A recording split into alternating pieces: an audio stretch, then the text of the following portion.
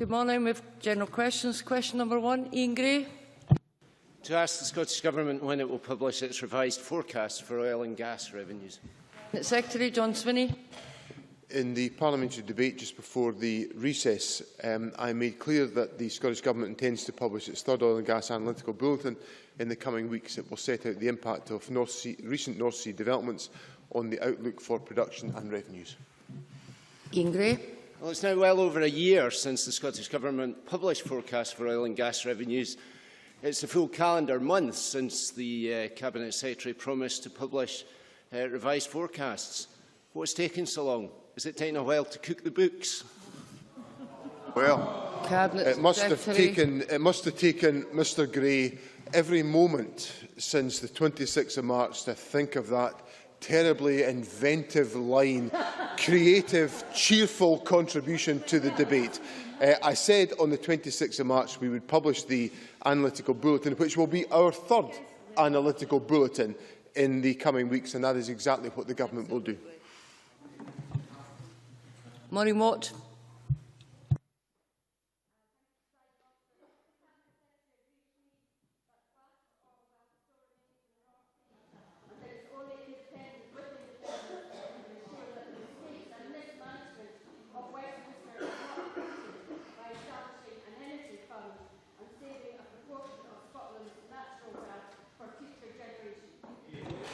Cabinet Secretary. President Officer, Maureen Watt makes a very clear point that there are up to 24 billion barrels of oil still to be recovered from the North Sea, with a potential wholesale value of up to £1.5 trillion. And I think when we hear all the doom and gloom about North Sea oil and gas from some of the opposition spokespeople, it is in stark contrast to some of the comments from people like the Prime Minister, who comes to Aberdeen and tells us that we should celebrate the fact that we have significant opportunities remaining in the North Sea oil and gas sector. I do think that the facts that I have just put on the record about the level of oil still to be recovered from the North Sea represents a significant opportunity for the people of Scotland, and we should seize that opportunity to utilise that wealth for the benefit, the long-term benefit of the people of our country. Gavin Brown. Why did the second bulletin not have any revenue figures in it? And what is the actual deadline for the third bulletin? Cabinet Secretary. I said that we would publish the analytical bulletin in the coming weeks, and that is exactly what we will do. In relation to the second bulletin covered a variety of different questions in relation to the North Sea oil and gas sector. And I know Mr Brown is terribly keen on a constant basis to be constantly revising estimates and figures and statistics on all of these questions. I would simply and gently point out to him that the Office for Budget Responsibility that he holds in such high regard has chopped and changed its figures on a whole variety of indicators, not least of which the pathetic economic growth that was delivered by his administration since 2010. So I think if Mr Brown is patient and waits for the publication of the Oil and Gas Bulletin, he will not in any way be disappointed by the depth of its analysis and the contribution it makes to the debate. Alex Rowley. Thanks, Presiding Officer. Does the Cabinet Secretary agree that if we have to truly get the benefits of oil and gas for our communities across Scotland, then we need to look at a national training strategy where people can get the skills to be able to get the jobs in the oil and gas sector? Cabinet Secretary. I agree entirely with Mr Rowley, and what I have seen in recent months around the country is the emergence of two things. First of all, the Energy Skills Academy approach, which the Government has supported through its provisions, working in partnership with the industry and also with our higher and further education institutions that are working on ensuring that we have the right skills mix in Scotland to make the most of the oil and gas opportunities that we have. But secondly, the proliferation of oil and gas related economic activity out of the north east of Scotland, mainly due to the significant concentration of activity already there, into other parts of Scotland that are now reaping the dividends of being active participants in the oil and gas sector. And I was talking to companies just the other week there in the constituency of my colleague Aileen Campbell in the Clydesdale area that are actively involved in supporting the oil and gas sector from the other side of the country. And I think that's an indication of how the benefit of oil and gas is spreading right across the whole of Scotland, and we are determined to ensure that remains the case. Question number 2 in the name of Michael McMahon has been withdrawn. The member has provided an acceptable explanation. Question number 3, John Wilson. Thank you, Presiding Officer. To ask the Scottish Government when it last met the Chief Executive of Scottish Enterprise. Cabinet Secretary John Swinney. Presiding Officer, Ministers and senior officials regularly meet with the Chief Executives of all of our agencies, as well as attending meetings like that of the Scottish Enterprise Industry Board Chairs on the 26th of March, in which I participated along with the Scottish Enterprise Chief Executive. I hold quarterly meetings with Dr Lena Wilson. The next meeting is scheduled for this afternoon. Other ministers also regularly meet with Dr Wilson to explore how to fully capitalise on Scotland's economic potential in growth sectors and growth markets. John Wilson. Presiding Officer, I thank the Cabinet Secretary for that response. Could the Cabinet Secretary outline what criteria the Scottish Enterprise, together with Locate in Scotland, apply to grant funding to companies locating in Scotland, particularly with regarding providing good terms and conditions for employees and avoiding such things as the imposition of zero-hour contracts and ensuring that decent salaries are paid to employees? Cabinet Secretary. The support that Scottish Enterprise offers to companies is increasingly focused on ensuring that the investment that we make from the public purse brings with it economic benefits for the locality and for the individuals that are involved. And that assessment of support is based on a number of criteria, not least of which the added value that can be contributed by the business to the economy. Working through the account management process of Scottish Enterprise and in partnership with Skills Development Scotland, Scottish Enterprise works on particular training plans and employment plans for individuals that participate in such ventures, and there are also very strict criteria about recruitment of individuals before payment of regional selective assistance and the necessity of maintaining those commitments whilst all support arrangements are valid. All companies that operate in Scotland and are supported through Scottish Enterprise must comply with all relevant employment legislation that ensures standard terms and conditions are available for employees as part of the government grant-making system. Question number 4, Duncan McNeill.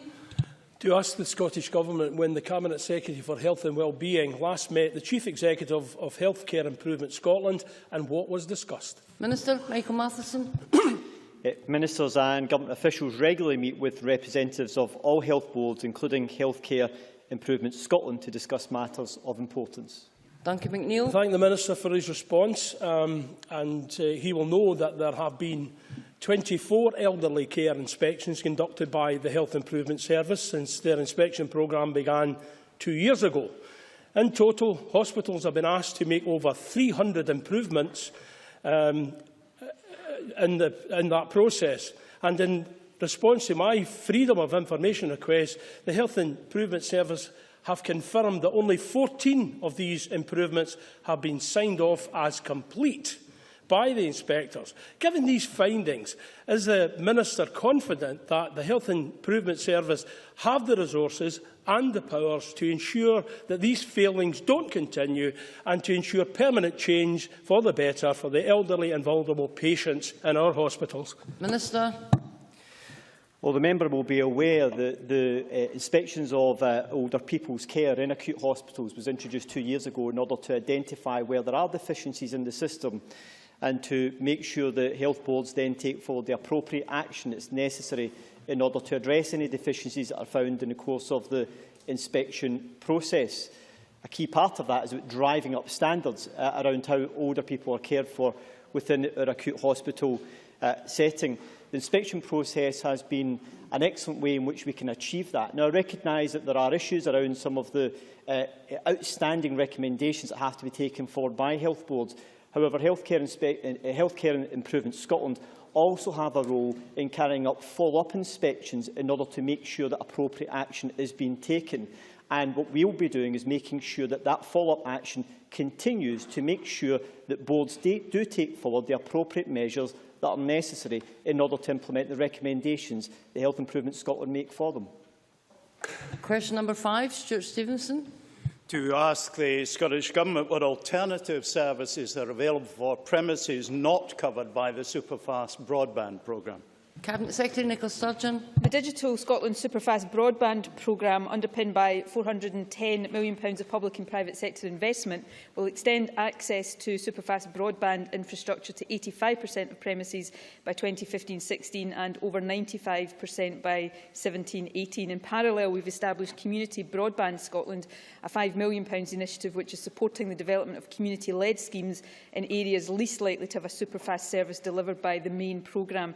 More generally, ADSL and satellite broadband services are currently available to almost all premises in Scotland. Stuart Stevenson.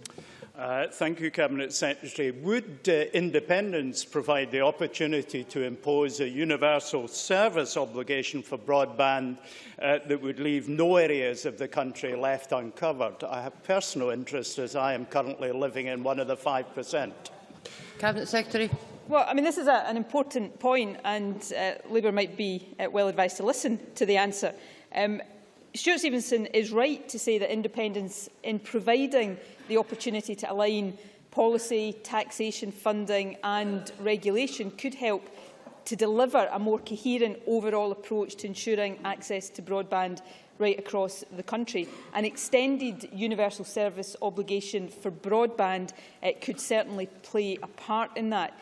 As Stuart Stevenson will be aware, current EU rules require Member States to set a minimum USO to all end users at an affordable price. In Scotland, if we become independent, that will operate at least at the same level as the rest of the UK, but independence does offer the opportunity to go beyond that target. Question number 6, Claire Baker.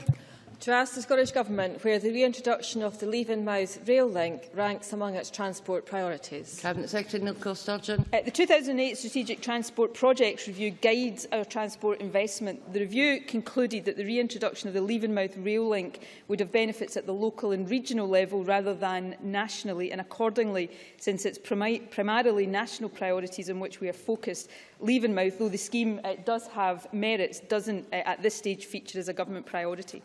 Claire Baker.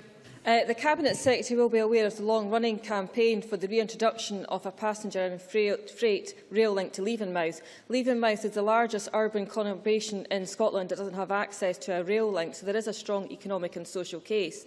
I recognise that at the present moment the rail link is not on the list of the Government strategic projects for the reasons that the Cabinet Secretary has given. However, in light of major developments in the area, such as the energy park at Methil and the expansion of Diageo in Leven, does the Cabinet Secretary recognise that there is now a strong case for reviewing the rail link among its transport priorities? And given that an infrastructure project of this size will not be able to go forward without financial backing from the Scottish Government? Cabinet Secretary. I did in my original answer recognise that there are merits associated with this scheme, and would repeat that view.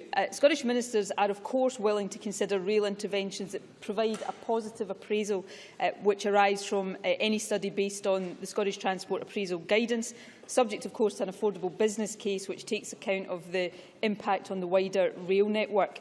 Obviously, the responsibility to demonstrate the need for this rail link would lie with the promoter, and I would suggest that the promoters of the scheme discuss how the proposal currently fits with local and regional transport priorities and look at the possibility of a refresh of the 2008 STAG-based study for Leavenmouth. And I know the Transport Minister would be happy to engage further with the member and other interested members along those lines. Question number 7, Gordon MacDonald.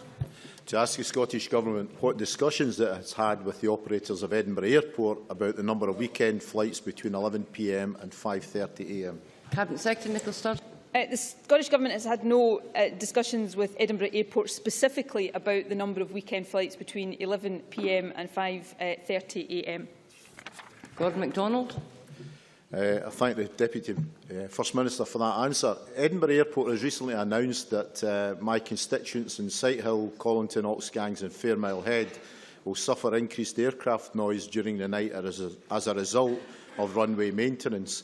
Can the Deputy First Minister seek assurances that the work on the runway will not overshoot the planned 3 weekends and that there are no future plans which will necessitate further changes to the original flight plans? Cabinet Secretary. I'm certainly happy to pass on those concerns and those questions to Edinburgh Airport and ask that they consider responding directly to the member. I understand that Edinburgh Airport has timed what are essential maintenance works to minimise the impact on their operations and on local residents, with only a very small number of scheduled flights affected. Obviously, we want Scotland's airports to be as successful as possible, and we work closely with Edinburgh Airport. And if we are going to see increased success and passenger growth at our airports, the infrastructure must be maintained and it must be improved, and I certainly have confidence that Edinburgh Airport will seek to minimise the impact of that improvement on their neighbours. But I would certainly encourage the member to discuss any concerns directly with Edinburgh Airport, and as I say, I will pass on his comments in the chamber today to them. Question number 8, Hanzala Malik. Thank you and good morning, Presiding Officer.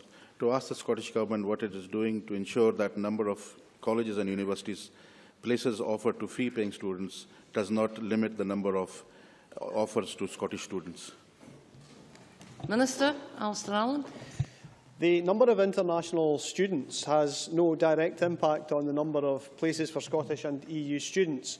On our behalf, funding for places at Scottish colleges and universities is distributed by the Scottish Funding Council. They do this by providing a number of full-time equivalent funded places each year specifically for Scottish and EU students. It is for the colleges and universities themselves to decide how many places they will offer to fee-paying international students over and above the funded places which have been specifically allocated for Scottish and EU students. Neither international students nor students from other parts of the UK are able to access these funded places. Hanzala Malik. I'm not sure if I should thank the Minister for that reply. However, Scottish students who have the required qualifications are not even offered interviews, whereas I believe that they are being disadvantaged and discriminated against because of your policies. Scottish students are not getting places. Scottish universities are instead offering places to students from overseas, and this needs to stop forthwith. Now, to blame the universities that it is their policy is unreasonable and unfair. I want to make sure that our students get a place at universities. The First Minister went to great lengths to say that there is free education for our students. Well, if you can't get into a university, then there is no free education. No, Minister. But before the Labour benches applaud that, I really have to correct that and repeat what I said, which is that the number of international students does not affect the funded places which exist for Scottish and EU students.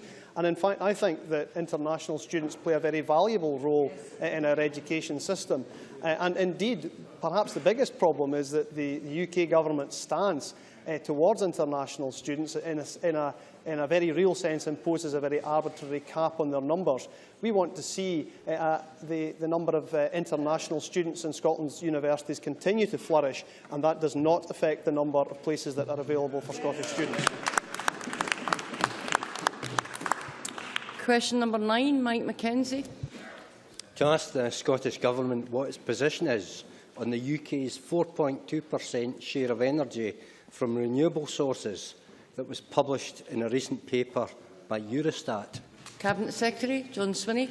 Presiding Officer, these figures highlight the importance of sustained investment and a sustained policy commitment to ensuring the development of renewable energy resources to enable the United Kingdom to achieve its targets in relation to the commitments that have been made. Central to that is ensuring that the electricity market reform proposals brought forward by the UK Government do not in any way undermine investor confidence any further than they have already done so. Mike Mackenzie. I thank the Cabinet Secretary for that answer, but I wonder if he shares my views that the vast subsidy being given to the Hinkley Point nuclear power station by the UK Government, rather than making a sufficient investment in renewable energy generation, is likely to drive up and not lower energy costs. Cabinet Secretary. I think the decision that's been arrived at in relation to public subsidy for Hinkley Point is a bizarre commitment by the United Kingdom Government, with an estimated subsidy of £35 billion and a support contract that will last for 35 years compared to the 15 years for new renewable generation. And looking at the scale of the commitment that has been given and the significance of the cost of this, it clearly has the potential to be a very negative factor in relation to energy costs as a consequence of the price that has been agreed by the United Kingdom Government. Thank you. Before we move to the next item of business, members will wish to join me in welcoming to the gallery ambassadors and high commissioners representing members of the Association of South East Asian Nations.